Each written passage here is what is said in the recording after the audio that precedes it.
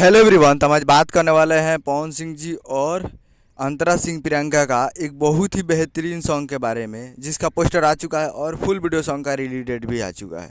और इस गाने को लिखे हैं छोटू यादव जी और इसमें म्यूजिक दिए हैं रजनीश मिश्रा जी। और इस गाने को गाए हैं पवन सिंह जी और अंतरा सिंह प्रियंका जी, जो कि आपको स्क्रीन के ऊपर दिखाई दे रहा है। जिस सॉन्ग का टाइटल रखा गया है सुन मेरी लॉलीपॉप, जिसका टाइटल है सुन मेरी लॉलीपॉप। और वीडियो में है पवन सिंह जी और दो हीरोइनें हैं। तो ये बहुत ही बेहतरीन होने वाला है ये वीडियो सॉन्ग, और काफ़ी बेहतरीन है। और ये full video song release in on 1 दिसंबर 2023 को सुबह 6:15 AM पे फुल वीडियो सॉन्ग को रिलीज़ किया जाएगा।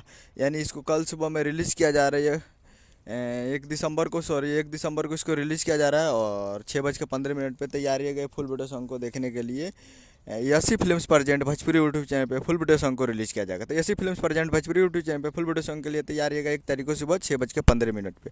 उम्मीद करूँ कि वीडियो अच्छा लगा तो चैनल को सब्सक्राइब लगा सही लाल यादव जी और पवन सिंह जी का लेटेस्ट लाता है। मिलता है। जय हिंद, जय भोजपुरी।